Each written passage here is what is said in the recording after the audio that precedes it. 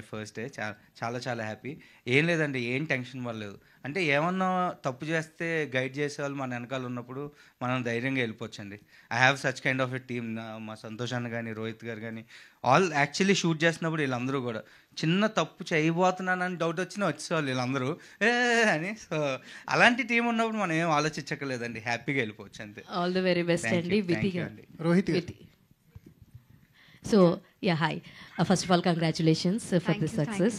So ఎవరితో work చేయడం చాలా హార్డ్ అనిపించింది, విత్ శ్రీదేవి గారు ఆర్ విత్ రోహిత్ గారు? Who do you think was the hardest to work with? I was the official. I mean, honestly, both of them are so kind and so calm on set.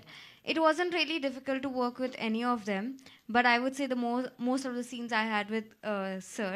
So, first day was very hard, and like the first day we were shooting, we extended till our shift till 1-2 hours, and I was like, my God, what am I supposed to do? And when I went back to my van, I started crying. So I feel like first week was really hard, and after that I think so it was all good. All the very best. Thank you. Rohit గారు sir, అంటే ఒక unique characterisation పట్టుకున్నారు sir. అంటే జనరల్గా మనకి రైటింగ్లో ఏదైతే మీరు ట్రైలర్లో ఎస్టాబ్లిష్ చేశారో ఆ 5 క్వాలిటీస్, ఆ 5 క్వాలిటీస్కి మించిన కాన్ఫ్లిక్ట్స్ పడతానే ఉన్నాయి కథ మీద. ఇది ఎలాగో డైల్యూట్ అయిపోద్దేమో అనుకున్నాం, కానీ ఆ క్వాలిటీస్ దగ్గర ఒక ట్విస్ట్ చేశారు చూడండి, మైండ్ బ్లోయింగ్. అక్కడి నుంచి కథ మాకు చాలా సుపీరియర్గా అనిపించింది. సో ఆ క్యారెక్టరైజేషన్కి అంత ట్రూత్ఫుల్గా ఉంటాం, మాకు ఆ క్వాలిటీస్కి మించిన కాన్ఫ్లిక్ట్స్ పడుతున్నాయి కదా, ఇది ఎలాగో పక్కదారి పట్టిద్దేమో అనుకున్నాం, కానీ అక్కడి నుంచి మళ్ళీ కొత్త కాన్ఫ్లిక్ట్ రేజ్ చేశారు. దట్ ఈస్ ద బ్యూటిఫుల్ అనిపించిందండి మాకు సినిమా చూస్తున్నప్పుడు. ఫస్ట్ థ్యాంక్ యూ అండి, ఇలాంటివి గమనించినందుకు ఇంకా థ్యాంక్స్.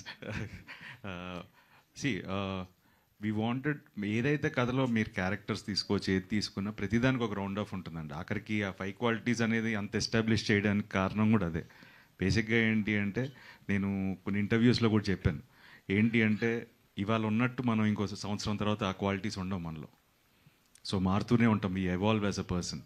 సో బేసిక్గా ఏంటి అంటే చాలామంది ఆ లిమిటేషన్స్ ఉంటాయి, అప్పుడున్నట్టు ఇప్పుడు ఎందుకు ఉండట్లేదు అనేది.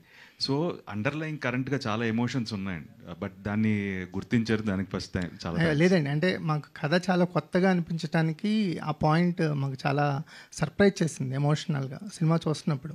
ఫస్ట్ ఆ క్రెడిట్ వెంకీకే ఇవ్వాలండి. So the way he wrote, అంటే సిద్ధార్థ మీద కోపం వచ్చింది, ఏంటి రైడ్ ఇంత మొండిగా మూర్ఖంగా ఉన్నాడు అనే, అంటే ఆ ఫీల్ మాకు కలిగింది. సో ఆ క్వాలిటీ మీరు సస్టైన్ చేయటం వల్ల.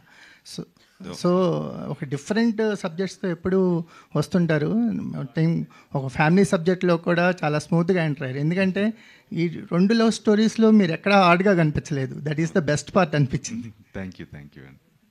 వెంకీ గారు సరే, అంటే మాకు బొమ్మరీలు చూస్తున్నప్పుడు ఒక సర్ప్రైజ్ ఉంటుంది, వాళ్ళిద్దరు కొట్టుకుంటుంటే జనీలే వచ్చి అసలు వీడు నాకు వద్దని